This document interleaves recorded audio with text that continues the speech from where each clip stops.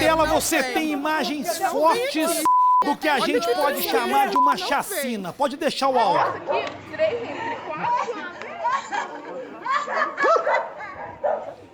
São vários corpos no meio da rua. Pessoas desesperadas, gritos, choro, uma cena assustadora. Lúcia Ribeiro. Olha, Matheus, esse caso aconteceu no bairro Solar, em Visconde do Rio Branco, na Zona da Mata. 5 pessoas com idades entre 15 e 46 anos foram assassinadas a tiros ontem à noite. Daqui a pouco, a reportagem completa no Cidade Alerta. Obrigado, Lúcia. Então, daqui a pouco você vai ver a reportagem sobre esse caso. Uma verdadeira chacina. 5 pessoas assassinadas na mesma rua, no mesmo bairro. Algo assim absurdo que a gente, sinceramente, eu não me recordo de mostrar algo parecido com esse. Um caso nessas proporções, dessa maneira. Então, daqui a pouco, a Lúcia vai falar sobre isso. Mas, para você que está comigo mais um dia, o meu boa noite, seja muito bem-vindo ao nosso Cidade Alerta Minas. Lembrando que pela tela da Rede Mais, eu falo para o Sul, Norte e Zona da Mata de Minas Gerais. E pela internet, aí eu falo para o mundo todo. Então, muito obrigado a você que também nos acompanha pelo Facebook e pelo YouTube. Siga também a gente no Instagram, pelo @RedeMaisHD, para você ficar por dentro de tudo que acontece na sua região. Tá certo? Então vamos começar trazendo o resultado do júri dos acusados da morte do Lelê, esse jovem aí que tá na tela, de 23 anos. Ele foi espancado até a morte em setembro do ano passado, aqui na cidade de Três Pontas, no sul de Minas. Eu relembrei o caso ontem aqui no Cidade Alerta e o resultado do júri saiu por volta de 1h30 da manhã. 4 foram condenados pela morte desse rapaz e 1 acabou absolvido. Então eu vou chamar a Lúcia Ribeiro para explicar melhor como foi esse júri e qual foi o resultado, qual foi a sentença. Põe no Cidade. Já era madrugada desta quarta-feira quando o resultado do julgamento começou a ser lido no Fórum de Três Pontas, no sul de Minas. Na decisão, a Justiça entendeu que 4 dos 5 acusados de matar Alexander Roberto Hermínio, de 23 anos, devem pagar pelo crime. Michel Maciel, Antônio Carlos Francisco, Ezequiel Alves dos Santos Júnior e Caio Augusto dos Santos foram condenados por homicídio qualificado, por meio que dificultou a defesa da vítima, e também por agressão. Já Guilherme Claudino de Paula foi absolvido de todos os crimes.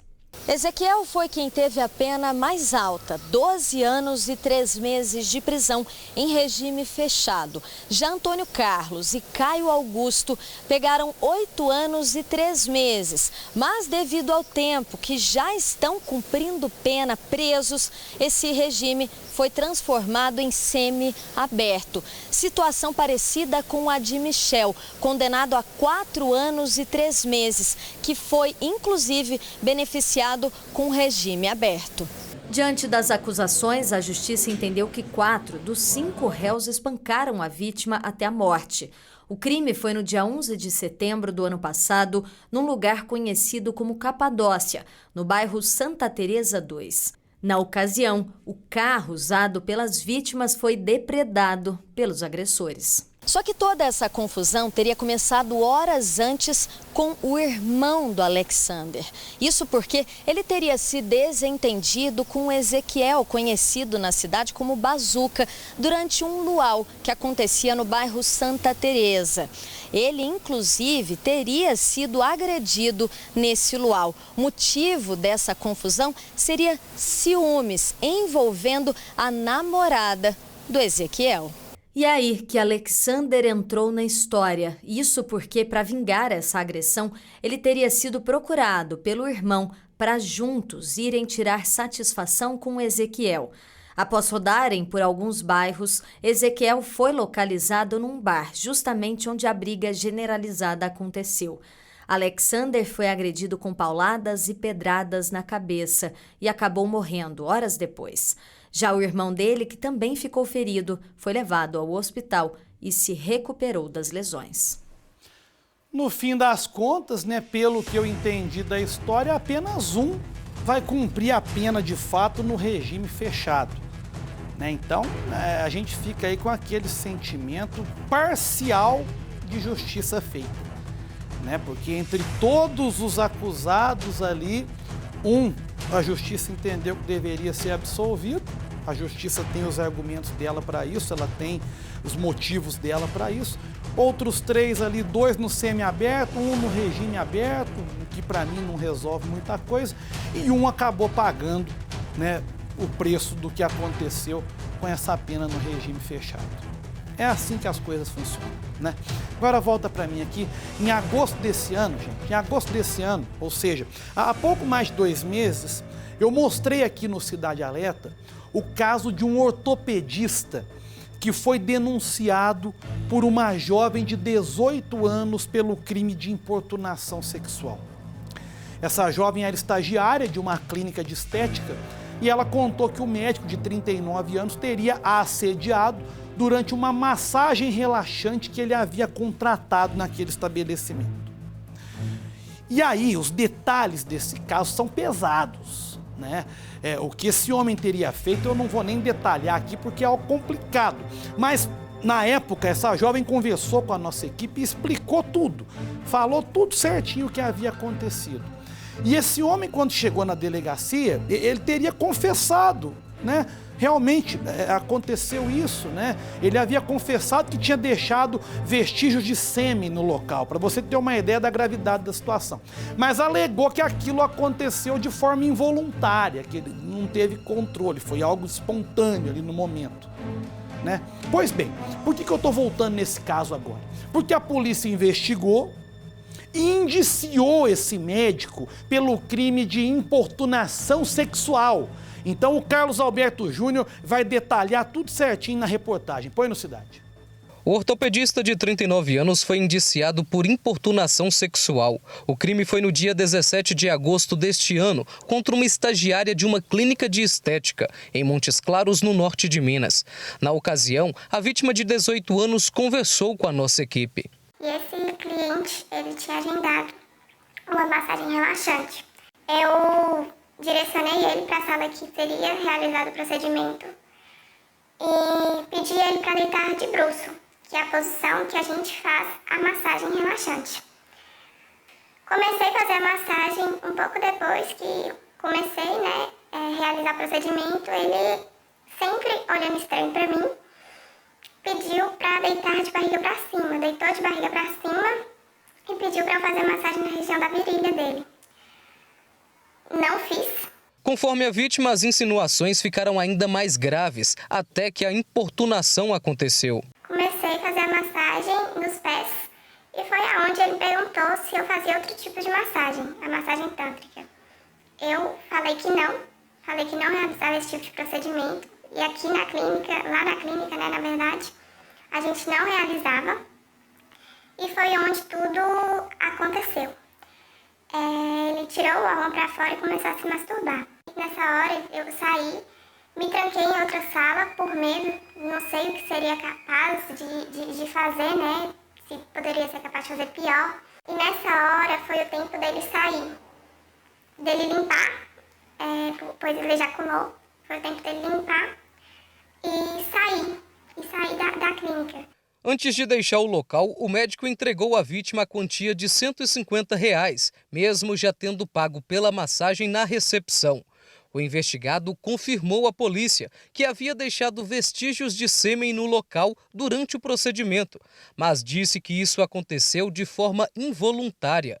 Ele contou também que essa não teria sido a primeira vez que isso acontecia com ele. Segundo a Polícia Civil, foram encontradas contradições técnicas no depoimento do médico, já que cientificamente tal fato só poderia acontecer de forma involuntária durante o sono. Portanto, a investigação concluiu que a alegação do ortopedista não se confirma. O inquérito do caso foi entregue à Justiça. A pena para o crime de importunação sexual varia de 1 a 5 anos de prisão. Agora fiquei um trauma, né? Que toda mulher, quando passa por isso, é um trauma. Fiquei um sentimento de revolta e de justiça. O que eu mais quero é justiça. Até o fechamento da reportagem, não conseguimos contato com a defesa do investigado. Tá aí.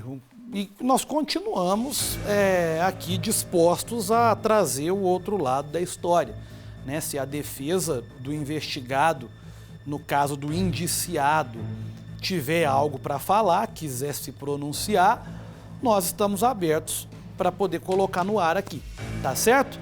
Vamos continuar acompanhando essa história. E agora sim nós vamos com o caso lá de Visconde do Rio Branco, que a Lúcia já antecipou, que foram 5 pessoas encontradas mortas em uma rua do bairro Solar, na cidade. Uma verdadeira chacina que, ao que tudo indica, foi motivada por uma guerra entre bairros. Olha só, é a guerra do crime fazendo novas vítimas. Eu vou chamar a reportagem e peço para que você se atenha muito aos detalhes que a Lúcia vai colocar. Porque entre as vítimas tinha gente até com colete à prova de balas, ou seja, o pessoal estava preparado realmente para a guerra. Põe o caso no Cidade. A cena gravada em Visconde do Rio Branco, na Zona da Mata, é chocante. Na calçada, 3 corpos. No meio da rua, mais uma vítima. Cenário que chocou uma mulher que foi até o local.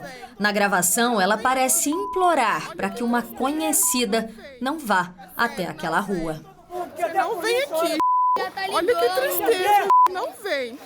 E olha que durante a ocorrência, a polícia militar foi informada por uma testemunha de que ainda havia uma 5ª pessoa assassinada. Tratava-se de um homem de 46 anos. O corpo dele foi encontrado pelos policiais caído no quintal de uma casa bem frente à calçada, onde os outros 3 jovens haviam sido mortos. Esta 5ª vítima, segundo os militares, também foi assassinada a tiros. Essa chacina aconteceu no bairro Solar. Passava das 9h30 da noite quando a PM foi informada sobre uma intensa troca de tiros. Corpo caído no meio da rua com vários tiros na cabeça era de um rapaz de 25 anos.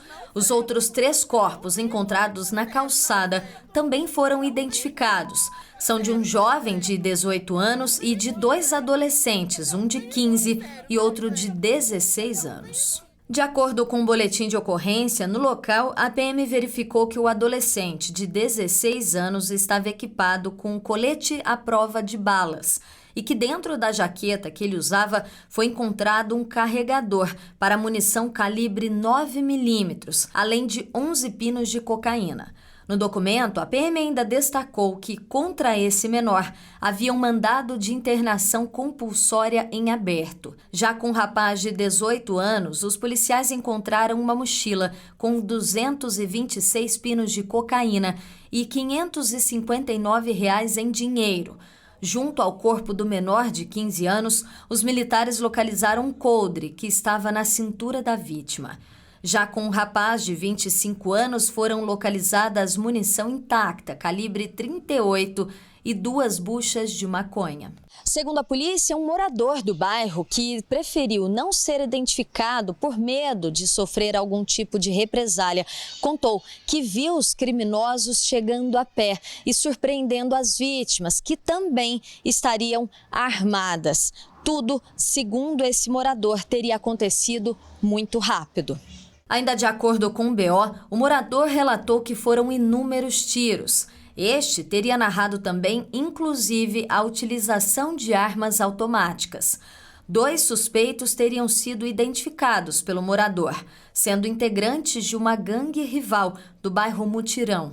Eles estariam acompanhados de outros indivíduos que seriam do bairro São Domingos, em Ubá.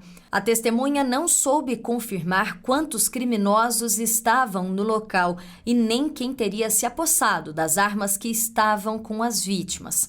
No documento policial, consta ainda a informação de que das 4 vítimas que foram encontradas fora da casa, 3 possuem passagem pela polícia, por crimes como tráfico de drogas, roubo, receptação, ameaça e homicídio.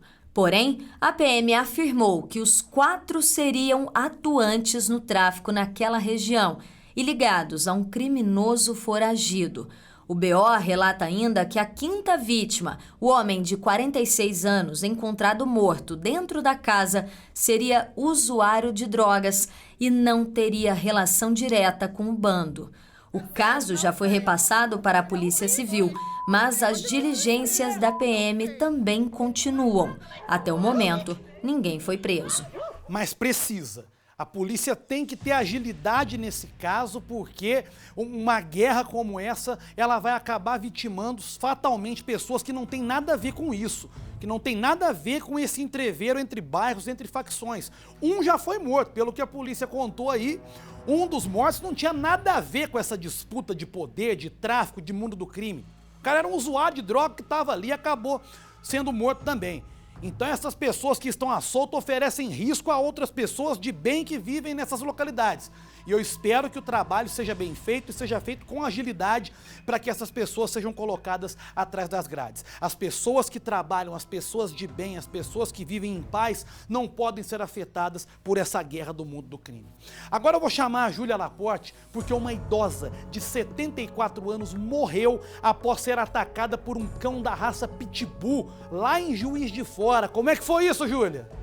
Boa noite, Matheus. Boa noite para quem está acompanhando o Cidade Alerta. A mulher de 74 anos tentou se defender do ataque do animal, mas caiu e foi mordida nas pernas. Testemunhas teriam dito que o cão chegou a morder o pescoço e a clavícula da idosa também.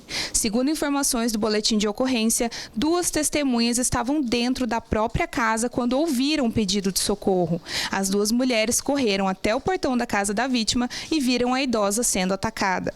Um policial penal que passava pelo local conseguiu abrir o portão para ajudar. O dono do animal também chegou no local e conseguiu conter o cão. A idosa não resistiu e morreu. Ainda de acordo com o BO, o pitbull sofria maus tratos e ficava acorrentado. E, inclusive, tinha marcas da corrente no pescoço. A suspeita é que o cão tenha tido um comportamento violento por causa dos maus tratos. O dono do cão, um homem de 63 anos, foi preso em flagrante e o corpo da idosa foi encaminhado ao IML. O cão foi levado para o canil municipal. Volto com você, Matheus. Obrigado, Júlia. Que tristeza, para você ver como que os maus tratos interferem no comportamento do animal e olha a tragédia que acontece, né? Olha, daqui a pouco eu vou te contar a história do Matheus. Esse garotinho de 13 anos que, segundo a família, construiu uma arma após pesquisar na internet. E o resultado foi que ele morreu vítima desse armamento que ele mesmo construiu. Uma história triste que eu vou te mostrar já já.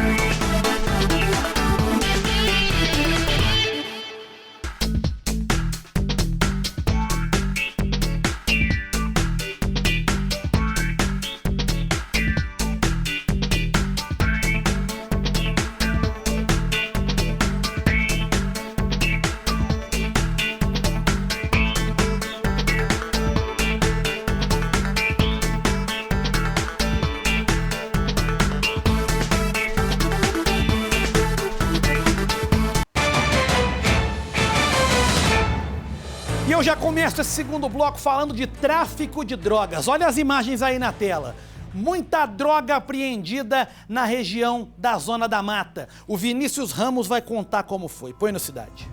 Todo esse material é apenas uma parte do que foi apreendido pela Polícia Militar da Zona da Mata. Na manhã desta quarta-feira, a equipe de Além Paraíba cumpriu 6 mandados de busca e apreensão em uma operação contra o crime organizado. 3 homens com idades entre 28 e 36 anos foram presos nesta ação realizada no bairro Miradouro e Morro do Cipó. Segundo a polícia, mais de 40 militares estiveram na operação. 2 cães farejadores e um helicóptero foram usados na ação. Uma barra de maconha, 21 buchas da mesma droga, 88 pinos de cocaína, 10 celulares, uma balança e R$550 foram apreendidos. Já em Ubá, um homem de 25 anos e um adolescente de 17 foram abordados em um terreno do bairro Chiavon na tarde desta terça-feira.